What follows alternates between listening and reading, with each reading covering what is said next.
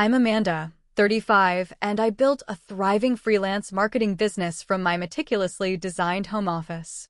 Until the pandemic hit and my husband's family decided my workspace was communal property.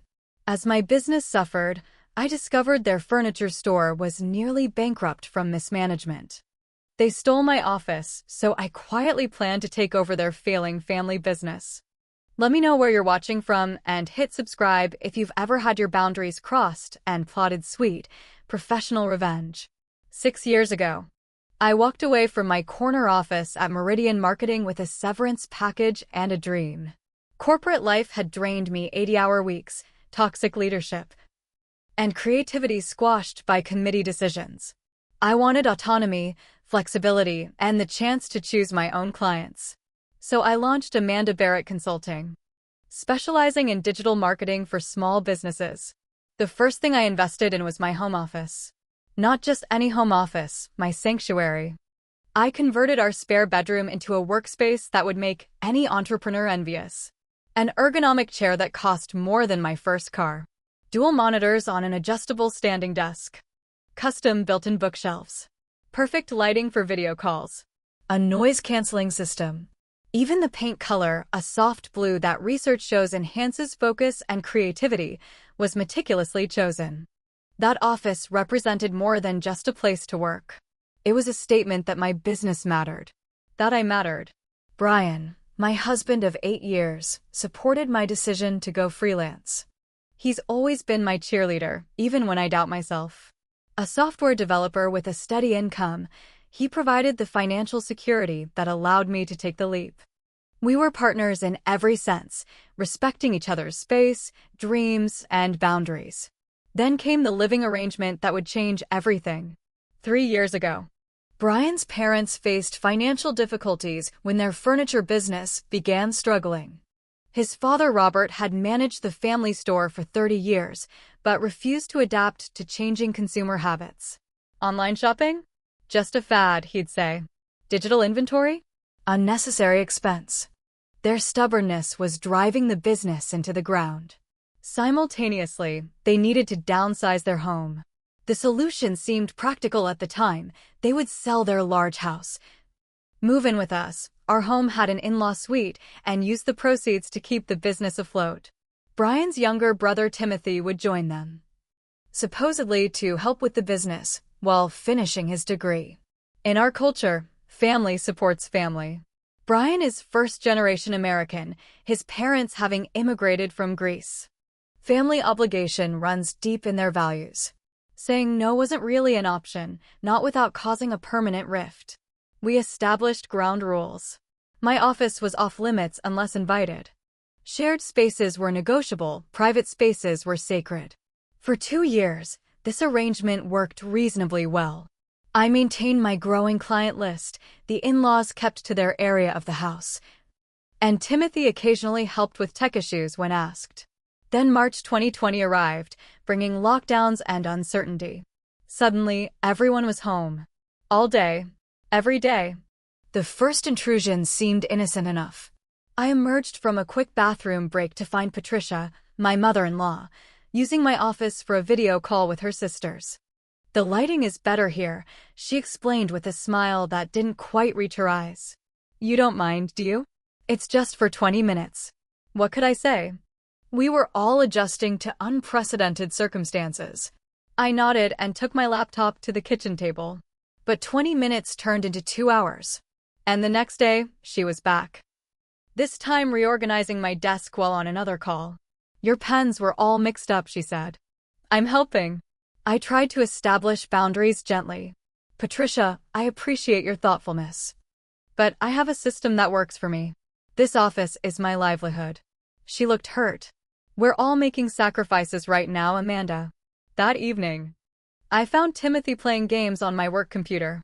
My specialized software had been minimized, my client files closed without saving. Dude, chill, he said when I confronted him. My laptop's too slow for this game, and you weren't using your computer anyway. I was in the bathroom for 5 minutes, I replied, trying to maintain composure. The invasions multiplied. My ergonomic chair settings changed daily. Files rearranged. coffee mugs leaving rings on important documents. The noise-canceling system mysteriously unplugged because it was making a weird sound. I brought my concerns to Brian, expecting support. "Babe, it's temporary," he said, not looking up from his phone. "Everyone's stressed right now. They're not trying to disrespect you." "But this is my workplace," I insisted. "Would your company be okay with random family members wandering through their offices, using their equipment?" He sighed. "That's different and you know it. This is family. We need to be flexible right now." Flexible. The word that would become my most hated euphemism for, just let them walk all over you. As days turned into weeks, I realized this wasn't going to be temporary. This wasn't just about sharing space during a crisis. This was about my in-laws not seeing my work as real work. Not seeing my boundaries as real boundaries. Not seeing my office as mine at all. By month 2 of lockdown, the invasion of my workspace had evolved from occasional inconvenience to full-scale occupation.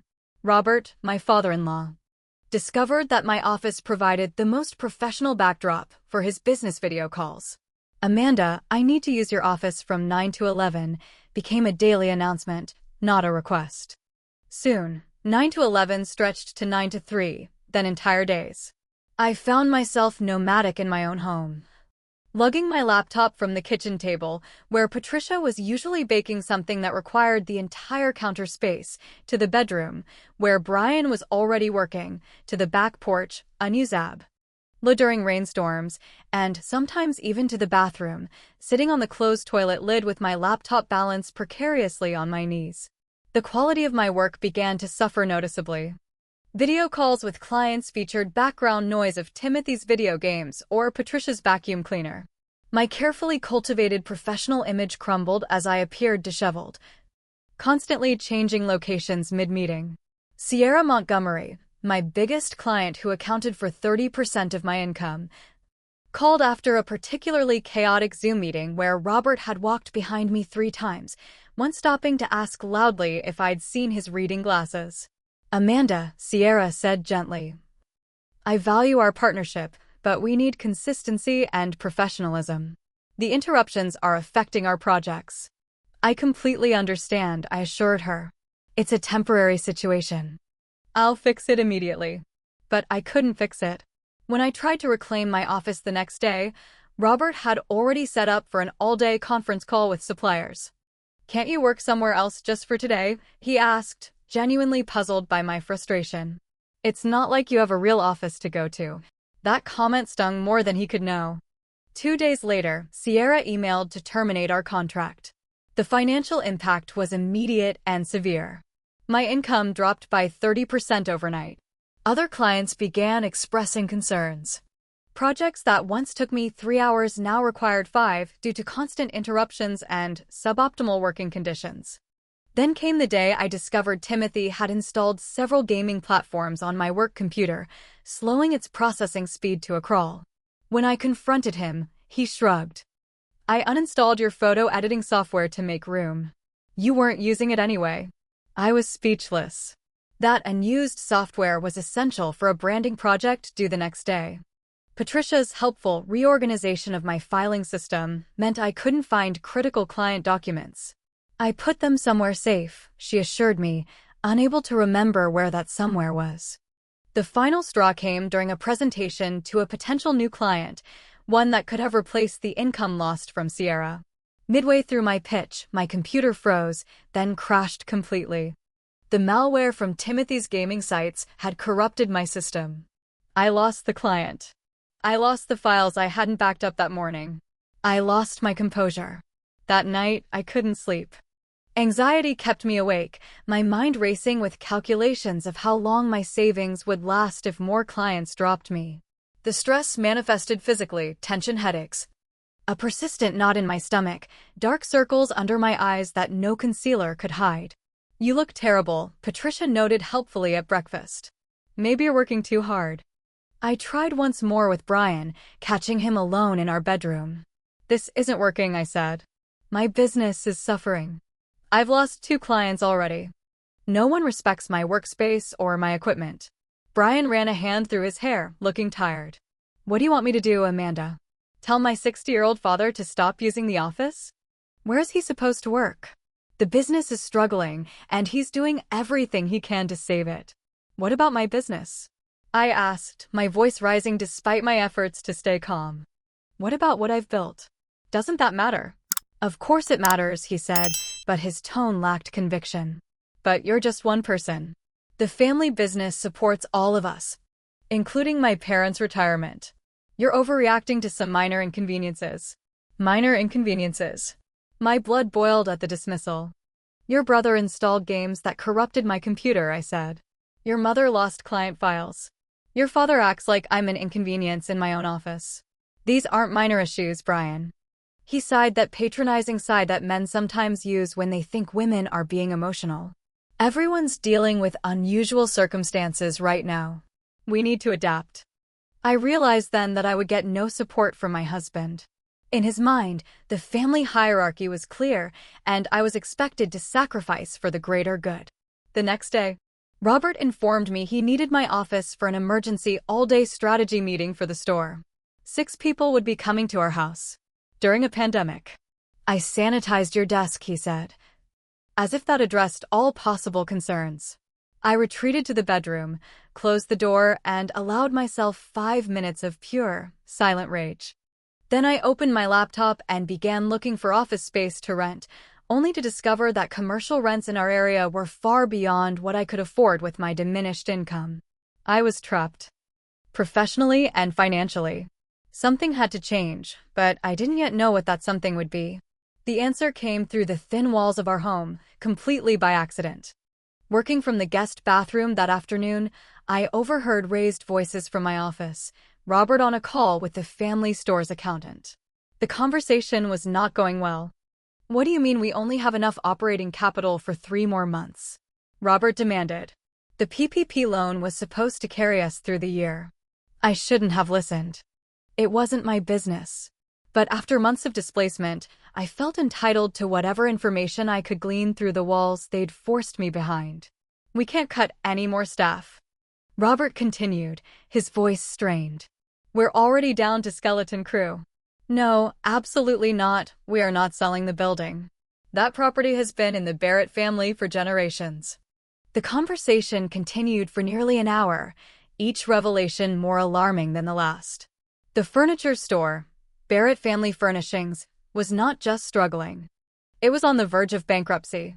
That evening, after everyone had gone to bed, I slipped into my office, my actual office, for the first time in weeks. Robert had left his laptop open on my desk, his documents still displayed on the screen. I knew I shouldn't look. Invading his privacy would make me no better than my in-laws had been to me. But then I remembered Timothy deleting my software, Patricia losing my files, Robert's dismissive comment about me not having a real office. I looked. What I found shocked me. The business wasn't just failing due to the pandemic, it had been mismanaged for years. The financial records showed a steady decline in revenue over the past 5 years, long before COVID-19 entered the picture. Their marketing budget had been slashed to nearly nothing. Their inventory system was literally a paper ledger, leading to overstocking of non-selling items and stockouts of popular products. The customer database, if you could call it that, was an Outlook contacts list with no segmentation, no purchase history, no systematic follow-up. Their website looked like it had been designed in 2003 and abandoned. No online shopping capabilities. Not even accurate product listings. I dug deeper, finding a folder labeled New Initiatives. It contained exactly 3 documents, all created years ago and apparently never implemented. 1. A proposal for online sales capability, rejected as too expensive. 2. A social media marketing plan, rejected as not our customer base. 3. A store renovation concept, partially implemented. But only the cosmetic elements, not the functional improvements. The renovation document caught my attention. According to the contractor's estimate, Patricia had insisted on spending $60,000 on new lighting and flooring for the showroom, while vetoing the $15,000 inventory management system that would have actually improved operations. As for Timothy's contribution to the family business, Payroll records showed he received a management trainee salary of $40,000 annually, despite working only 15 hours per week with no defined responsibilities. Brian's role was equally nebulous. He had a separate full-time job but was listed as IT consultant for the store, another $20,000 per year for maintaining their outdated systems. The business employed 15 people whose livelihoods depended on the store's survival. Most had been with the company for over a decade. If Barrett Family Furnishings closed, these loyal employees would lose everything in the worst job market in recent history. I sat back in my chair in my office and tried to process what I discovered. My initial reaction was vindictive satisfaction. The business was failing because of exactly the kind of stubborn, old-school thinking that had dismissed my work as unimportant. Robert's refusal to adapt, Patricia's focus on appearances over function, Timothy's entitlement, all were reflected in how they ran their business. But as my anger cooled, another emotion took its place: opportunity. I was a marketing consultant specializing in digital transformation for small businesses. I had helped dozens of traditional businesses transition to e-commerce and modern marketing practices. I had the exact expertise that Barrett Family Furnishings desperately needed. And I had something to prove. If the business failed, my in-laws would likely never move out. Our financial entanglement would deepen. My home office would remain occupied territory. But if I could save the business on my terms, I could reclaim my professional dignity and maybe even find a new path forward. I spent the rest of the night researching the furniture retail market. Local competition, current trends, profit margins on different product categories, consumer behavior during economic downturns. By morning, I had identified at least 5 immediate opportunities that could increase revenue within weeks, not months. The family that had taken over my office had unwittingly given me the perfect opportunity for both revenge and redemption. They thought my work wasn't important? I would show them exactly how important the right kind of work could be. I closed Robert's laptop and returned to the guest room before anyone woke up. For the first time in months, I fell asleep with a smile on my face and a plan forming in my mind. A plan that would either save my in-laws' business or give me the satisfaction of watching them face the consequences of their arrogance. Either way, I would reclaim what was mine: my professional dignity, my autonomy, and yes, eventually my office. The invasion of my space had been their first mistake. Underestimating me would be their last. The next morning, I approached Robert at breakfast with an innocent question. "I couldn't help overhearing some of your business calls," I said casually. "Sounds like retail is tough right now." Robert's face tightened. "Just temporary challenges. Nothing we haven't weathered before." Of course, I nodded sympathetically. I was thinking, since my client load is lighter right now, maybe I could help with some basic marketing for the store? Pro bono, of course. Family helping family. The skepticism on his face was almost comical. What kind of marketing? Just some social media posts, maybe refresh the website a bit. Nothing major. I deliberately downplayed my intentions, knowing that a comprehensive strategy would be immediately rejected. Patricia interjected from the stove. "That's very nice, dear, but our customers aren't really the social media types. They're established people who want quality furniture." I bit back a lecture on demographics and buying power of different age groups. Instead, I smiled. It would give me something productive to do, and it couldn't hurt to try. Robert and Patricia exchanged looks, the kind married couples perfect over decades together, entire conversations happening in microseconds. "Well, if you want to make a Facebook page." "That's fine," Robert conceded, clearly believing he was humoring me with a harmless project. Step 1. Access granted. I started small. Created Facebook and Instagram accounts for the store. Took my own photographs of the showroom and inventory. Wrote basic posts highlighting furniture pieces with actual storytelling, not just product specifications. Within a week, the social media accounts had gained modest followings. Nothing spectacular, but enough to demonstrate potential. I casually mentioned the positive comments to Robert one evening as he packed up his things from my office. "That's nice," he said dismissively. But I caught him looking at the Instagram page later that night. My next move was bolder. I visited the store on a Tuesday afternoon when customer traffic was minimal. I needed an ally on the inside, and I found one in Sarah, the sales manager who had been with Barrett Family Furnishings for 15 years. Unlike the family, she recognized the existential threat to the business. "I've been telling Robert for years we need to modernize," she confided after I explained my background and intentions. "The family won't listen to me." "Maybe they'll listen to you." "They won't," I said frankly. "At least not directly. That's why we need to show results first, ask permission later." Sarah grinned. "I like how you think. What's the plan?" With Sarah's help, I gained access to inventory records, sales data, and customer information.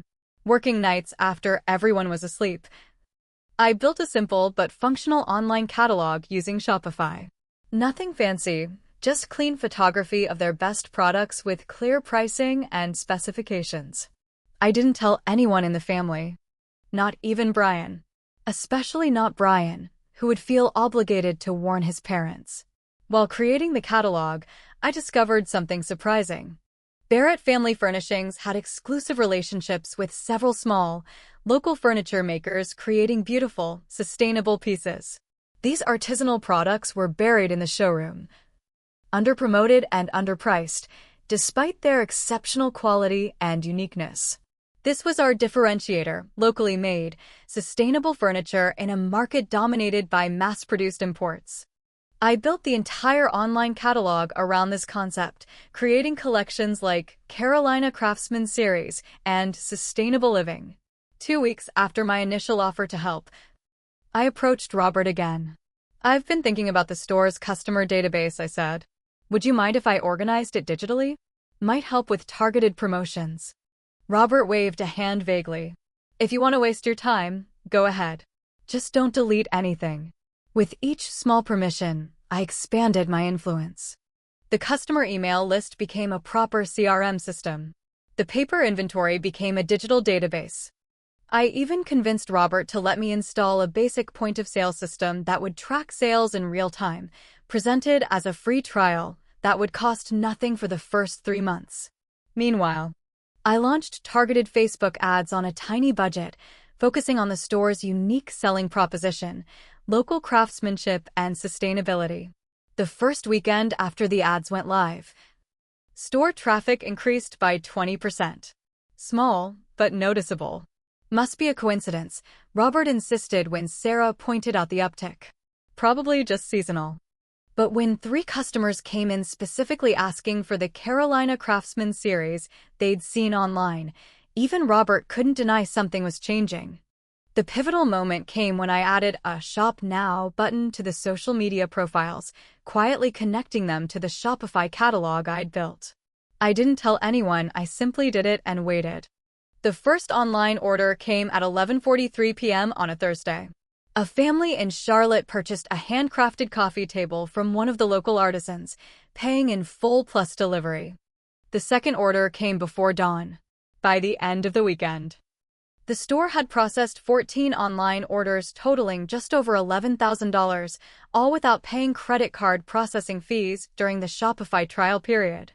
Robert was stunned when Sarah showed him the sales report Monday morning. He called me immediately. "What exactly did you do?" he demanded, his tone a mixture of confusion and reluctant admiration. "Just connected your inventory to a simple online ordering system," I explained, downplaying the weeks of work involved. "People are shopping from home more these days. But how do they know what we have? How do they see the furniture?" I photographed everything and wrote descriptions. Created collections to make browsing easier. A long pause. "You did all that without asking me?" Here came the critical moment. Would he be angry about the overstepping or pleased with the results? "I didn't want to bother you with technical details," I said carefully. "And I wanted to be sure it would work before bringing it to you." "Looks like it does." Another pause. Then, "Well, I suppose we can't argue with results. But from now on, run these things by me first." I had my foot in the door. Now I needed to kick it wide open. The next phase required more direct involvement. I designed a weekend promotion specifically targeting work-from-home customers, discounts on home office furniture, free delivery, virtual design consultations. The theme, your home office sanctuary. The irony wasn't lost on me. I convinced Robert to let me send the promotion to the entire customer email list, over 5,000 contacts who hadn't heard from Barrett Family Furnishings in years. Sarah and I prepared the store for increased traffic, training the sales team on the new messaging and ensuring adequate inventory. The promotion exceeded even my optimistic projections. Sales increased by 40% compared to the previous weekend. Online orders doubled. 3 customers booked virtual design consultations. Monday morning, I arrived at the store unannounced and set up my laptop in the small and used office behind the showroom. When Robert arrived, I was already working. "What are you doing here?" he asked, clearly surprised. Following up with weekend customers, confirming deliveries, scheduling consultations, I replied without looking up. Thought it would be easier to do it here than trying to coordinate remotely. He hesitated, then nodded. Well, don't get in anyone's way. By the end of the week, I had effectively established a new workspace at the store. My in-laws still occupied my home office, but I no longer cared quite so much. I was building something new, something that was increasingly mine. Brian noticed my absence from home and my growing involvement with the family business. "What's going on?" he asked one night. "Dad says you've been at the store every day this week." I chose my words carefully. "I'm helping with their online presence. It seems to be working." "Since when do you care about the furniture business?" I looked him directly in the eyes. Since it became clear that my own business wasn't being respected at home, I needed somewhere to work. Brian. The store had space. He had the grace to look ashamed. "I'm sorry things have been tough. I should have been more supportive." "Yes," I agreed simply. "You should have." I didn't tell him about the full scope of my plans. Didn't mention that I was gradually taking control of every customer-facing aspect of the business. Didn't explain that I was building leverage, day by day. Because the truth was, I wasn't just helping the family business. I was making it mine. 6 weeks into my stealth takeover, the inevitable pushback began. My increasingly visible role at the store had shifted from novelty to threat, at least in the eyes of my in-laws. It started with Patricia dropping by the store unannounced, ostensibly to bring lunch, but actually to monitor my activities. She hovered near my small office, asking pointed questions about changes to the showroom layout I'd suggested to Sarah. "We've always arranged the living room sets near the front windows," she said, her smile tight. "Customers expect to see them there." "The analytics show the office furniture is getting 3 times more views online," I explained. "We're just testing moving those pieces to prime real estate temporarily."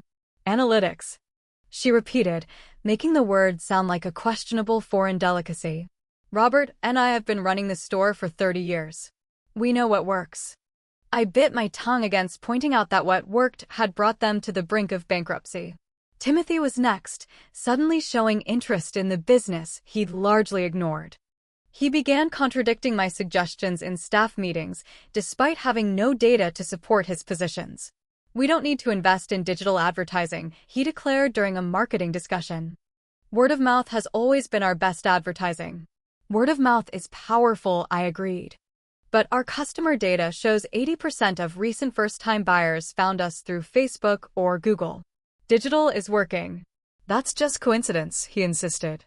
"Temporary pandemic behavior."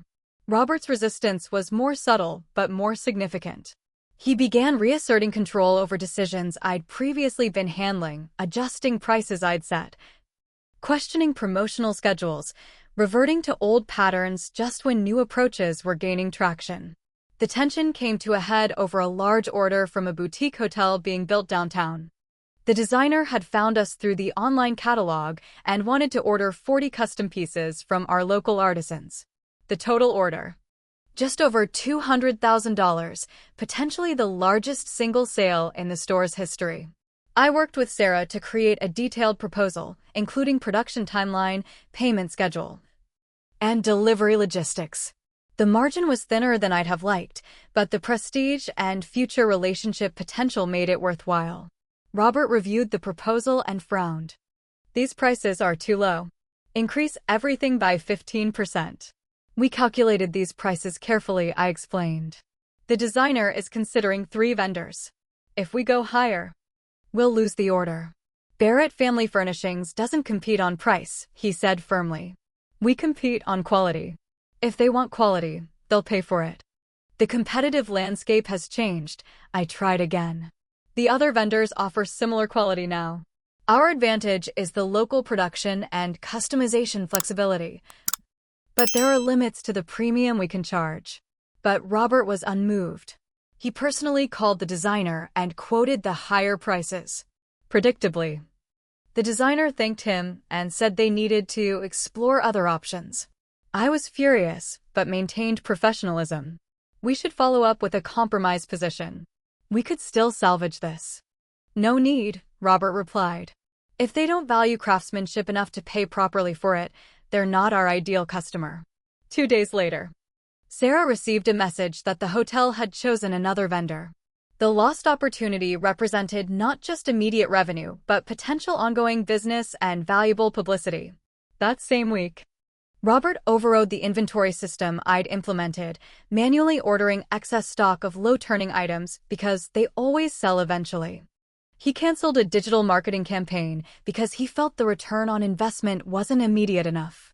He even reverted our website to its previous dysfunctional state because the new one didn't feel like us. Each decision pushed the business back toward the brink. The progress we'd made began eroding. Online sales slowed. Store traffic decreased. Then came the crisis that would force everything to a head. One of our largest existing customers, a corporate office furnishing project already in progress, experienced a major issue. Through a series of miscommunications, caused directly by Robert circumventing the new order management system, we delivered the wrong pieces, in the wrong finishes. 2 weeks behind schedule. The client was furious. They threatened not only to cancel the remainder of the order, but to pursue legal action for breach of contract and resulting business disruption. Robert called an emergency family meeting at our home. Brian, Timothy, Patricia, Robert, and I gathered around the dining table, the atmosphere tense. "This is a disaster," Robert began, running a hand through his thinning hair. "We could lose everything over this mistake." "How exactly did this happen?" Brian asked. Robert hesitated, then reluctantly explained the sequence of events, carefully omitting his role in overriding the system. "But I had receipts, literally." I placed a folder on the table and opened it to reveal the documentation. "The order was entered correctly in the system," I said calmly. "Then it was manually changed on April 3rd. Here's the override log, signed by you, Robert." Patricia gasped. "Are you blaming Robert for this? After everything he's done for this family?" "For you." "I'm not assigning blame," I replied, maintaining composure. "I'm establishing facts so we can solve the problem." "The problem," Timothy interjected, "is that we've let all these new systems complicate things. We were doing fine before all this technology." I couldn't hold back any longer. "Fine? You call being 3 months from bankruptcy fine?" Silence fell over the table. Robert's face paled. "How do you know about that?" he asked quietly. "I know because I've seen the books. I know because I've been working 60-hour weeks trying to save this business while you actively sabotage every improvement. I know because I actually understand how retail works in 2020, while you're still operating like it's 1990. Patricia stood up, indignant. "How dare you speak to us this way? This business has been in the family for 3 generations. And it will end with your generation if you don't adapt," I shot back. "You think I've been playing around with social media posts and pretty pictures? I've been implementing systems that work. When you let me run things my way, sales increased. When you interfere, we get disasters like this contract breach." Robert's face had turned from pale to red. "You've overstepped, Amanda. This is still my business. I think it's time you went back to your little freelance work and left the real business decisions to us." "My little freelance work?" I repeated, the months of disrespect finally igniting my full anger. "My little freelance work paid for this house while you 3 moved in and took over. My little freelance work was thriving until you decided my office was communal property. My little freelance work is exactly what your big, important family business needs right now."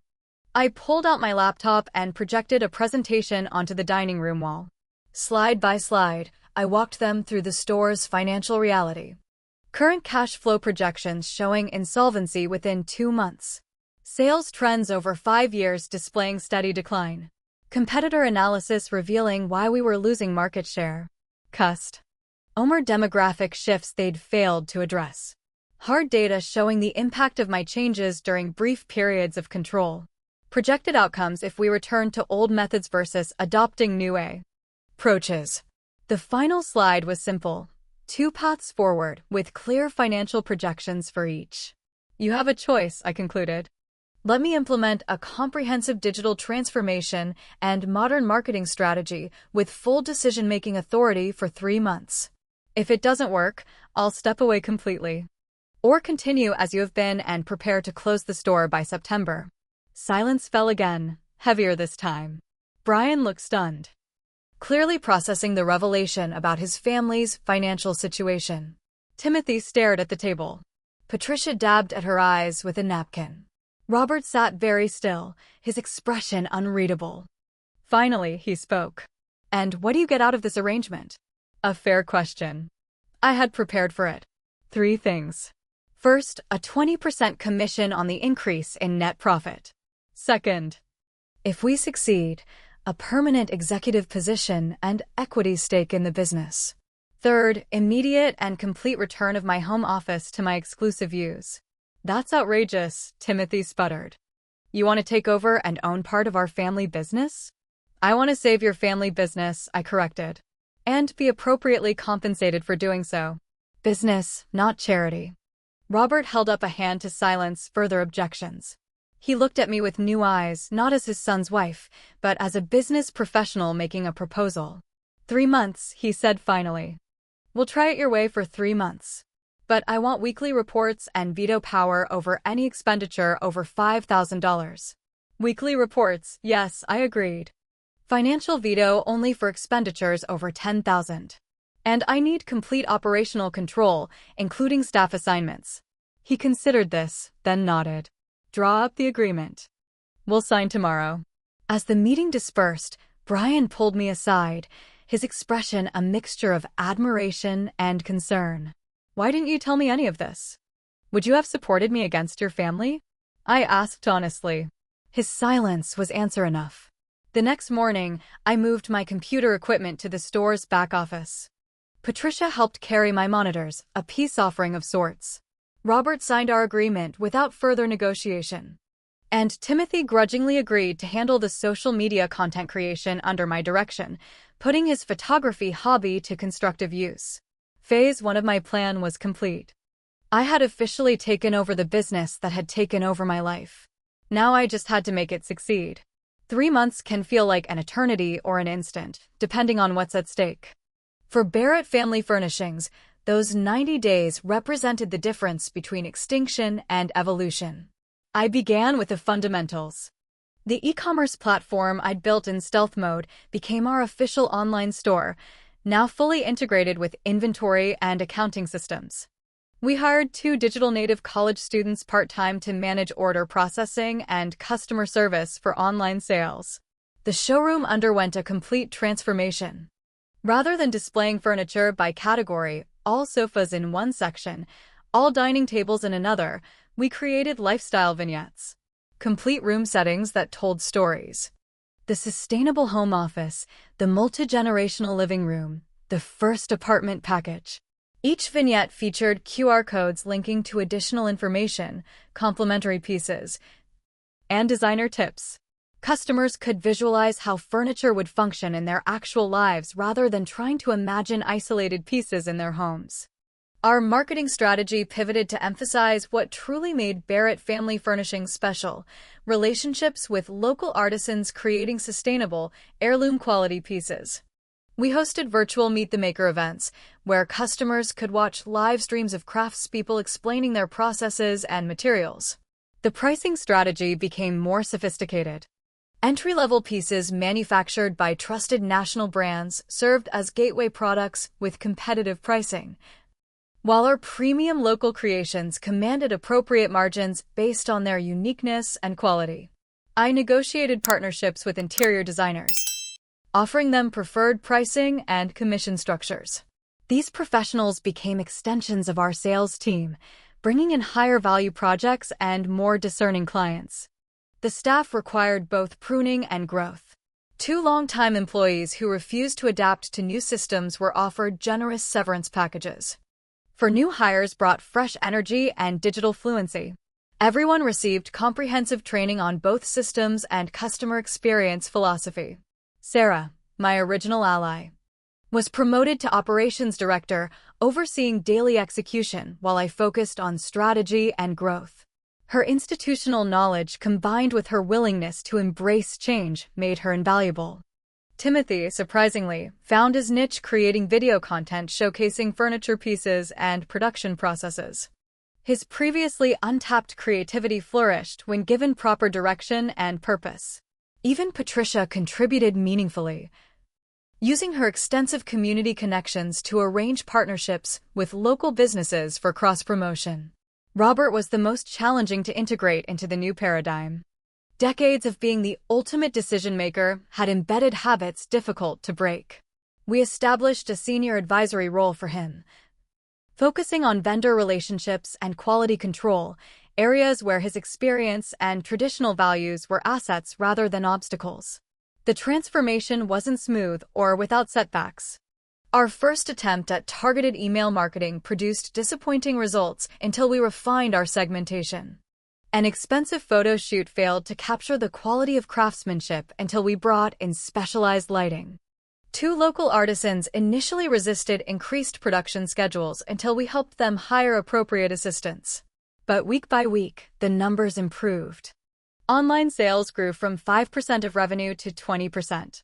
Store traffic increased by 30%. Average transaction value rose by 15% as customers responded to curated collections and room packages.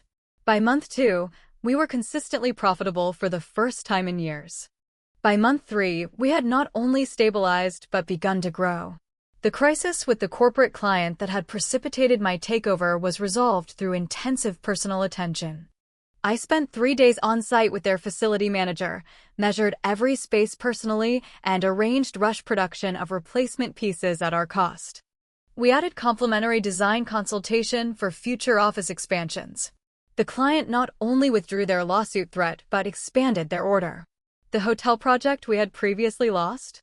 I personally reached out to the designer with a revised proposal that honored their budget while maintaining our quality standards. We secured a modified contract for 25% of the original project, a foot in the door that could lead to more business if executed perfectly. As the 3-month mark approached, the transformation was evident in more than just financial metrics.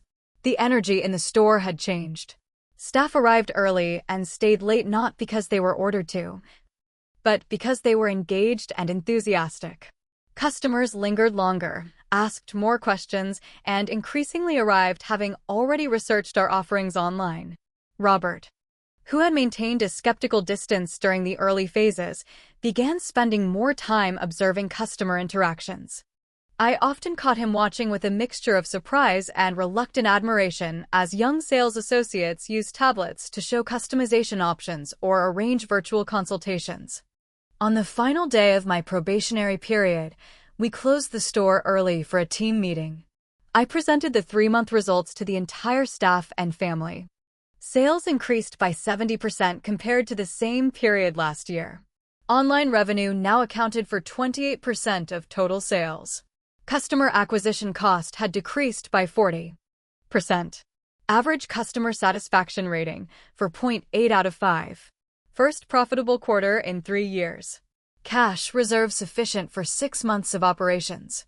The staff applauded. Sarah wiped away tears of relief. Timothy nodded with unexpected professionalism. Patricia squeezed Robert's hand as he stood to address the room.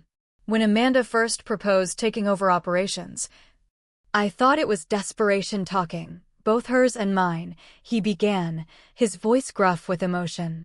Barrett Family Furnishings has been my life's work. The thought of changing everything we've built was terrifying. He paused, looking around at the transformed showroom. But what I've learned these past 3 months is that change doesn't mean abandoning who we are. It means becoming a better version of ourselves. Amanda didn't destroy our legacy, she gave it a future. He turned to me. The agreement was for 3 months. It's been 3 months. And I think we all know the verdict. Barrett Family Furnishings is not just surviving now, it's thriving. And while it pains me to admit I was wrong, it would pain me more to pretend I was right. Robert extended his hand, holding a small velvet box. Inside was a key. "This belongs to you," he said. "To your office at home. We've moved my workspace here to the store, where it should have been all along." The gesture was meaningful, but almost unnecessary. I had already established my new professional home at the store. My temporary office had expanded to a proper executive suite. My vision had become the company's roadmap. Brian, who had been quietly supportive once he saw the positive changes, put his arm around me. "I've never been more proud," he whispered. "Or more sorry for not believing in you sooner." That evening, as we celebrated with the entire staff and family, I found myself in a quiet moment with Robert near the sustainable living room display. "You know," he said, "when we moved in with you and Brian, I thought I was just saving my business. I never imagined you would be the one to actually do the saving." "It wasn't just me," I said honestly. "It was all of us, finally working together instead of against each other." He nodded. "Still, it took your outside perspective to see what we couldn't. Sometimes family businesses need new family to survive." As he walked away to join Patricia, I realized something profound had shifted. I was no longer just Brian's wife in the Barrett family ecosystem. I had earned my place, not through marriage, but through value creation. Not through obligation, but through vision and execution. The family that had taken over my home office had given me something far more valuable in return. A purpose and a path forward I hadn't known I wanted. And that was worth more than any home office, no matter how perfectly designed. 1 year after my takeover of Barrett Family Furnishings, we gathered to celebrate not just survival but remarkable success. The showroom, now expanded into the previously unused warehouse space, buzzed with activity as staff prepared for an anniversary event combining client appreciation, artisan demonstrations, and the unveiling of our exclusive new collection. My original 3-month agreement had evolved into a permanent position as Chief Executive Officer, with equity that would increase annually based on performance. The business had not only stabilized, but thrived beyond our most optimistic projections. We had opened a second, smaller location focused specifically on home office furniture, a market segment that continued to grow even as pandemic restrictions eased. The work sanctuary concept I developed resonated deeply with customers seeking to create functional, beautiful spaces in their homes. As I walked through the showroom making final adjustments for the evening's event, I reflected on the physical spaces that had defined this journey. My meticulously designed home office, the territory I had fought to reclaim, had ironically become less essential to my daily work. I now split my time between our 2 store locations, with only occasional work-from-home days. The home office itself had transformed as well. After Robert and Patricia returned it to my exclusive use, Brian and I decided to renovate the space into something different, a flexible work and family area with distinct zones for focused work, video conferencing, and comfortable reading. The space that had been a battlefield became a symbol of our new understanding of shared resources and respected boundaries. Robert approached as I adjusted a display. His movement slower than a year ago, but his eyes sharper, more engaged. "Everything looks perfect," he said, surveying the showroom. "Better than I could have imagined." "Just waiting on the lighting adjustment for the new collection area," I replied. "The technician should be here any minute." Robert nodded, then cleared his throat in the way he did when preparing to say something significant. "I've been thinking about making my retirement official," he said. "Not just stepping back like I have been, but properly retiring, passing the torch officially." Though he had gradually reduced his involvement over the past year, this formal acknowledgement was momentous. Barrett Family Furnishings had been his identity for decades. "Are you sure?" I asked. "You know you'll always have a place here." "I'm sure," he said firmly. "I've written a little speech for tonight. Wanted to run it by you first." He handed me a single sheet of paper, handwritten in his precise script. As I read, my throat tightened with unexpected emotion. The speech acknowledged the company's near-death experience and its remarkable recovery.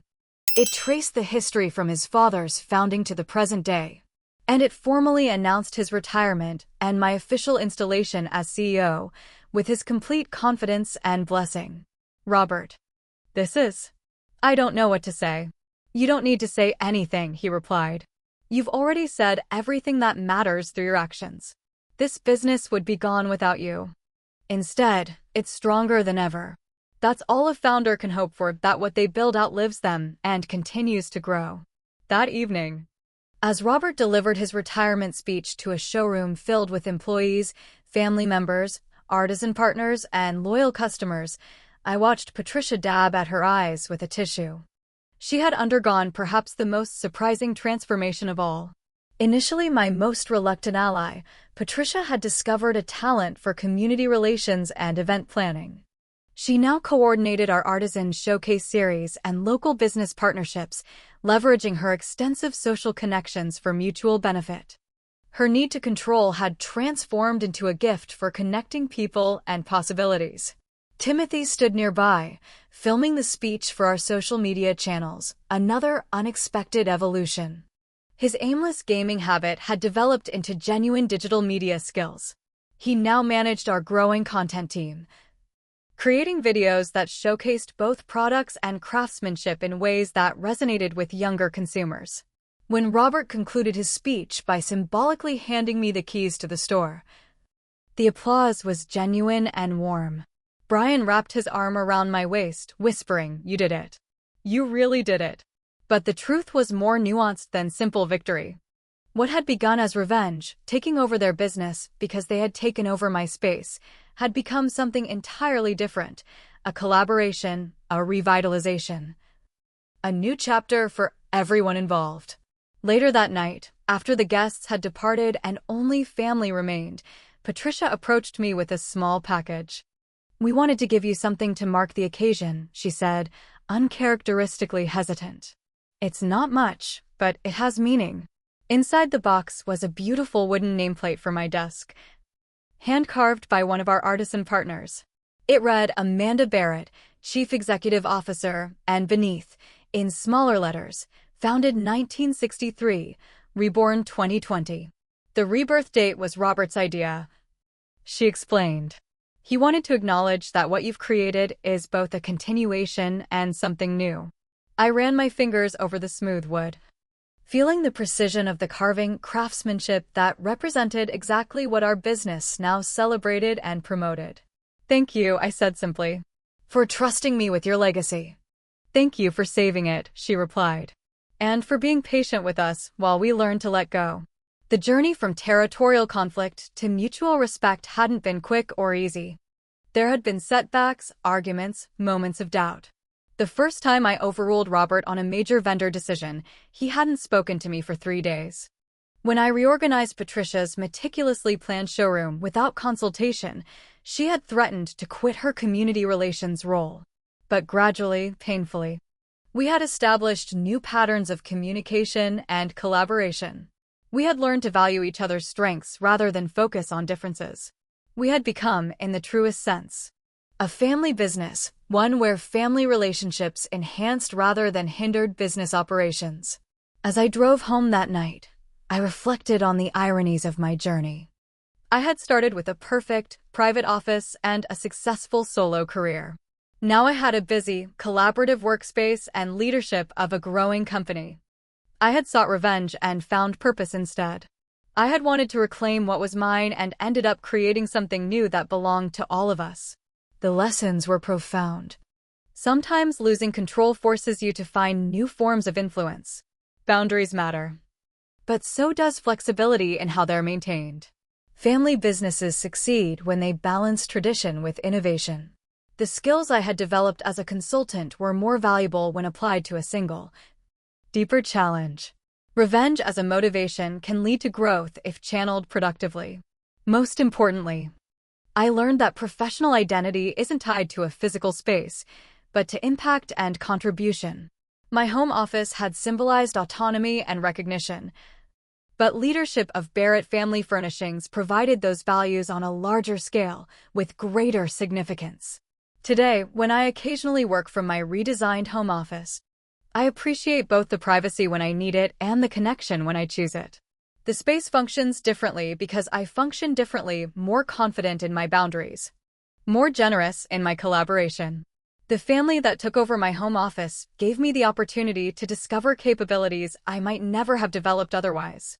And in taking over their family business, I found not just professional satisfaction, but a deeper sense of belonging and purpose. Have you ever had your boundaries crossed only to discover an unexpected opportunity? I'd love to hear your stories in the comments below. How did you handle it? What did you learn?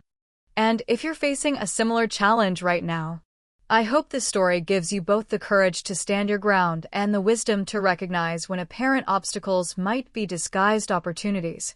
If you found value in my journey, please hit the subscribe button and share this video with someone who might need to hear it. Remember that sometimes the best revenge isn't getting even, it's getting ahead, together. Thank you for listening to my story. Until next time, this is Amanda Barrett, reminding you that the space you claim in this world isn't just about square footage, it's about the impact you choose to make within it.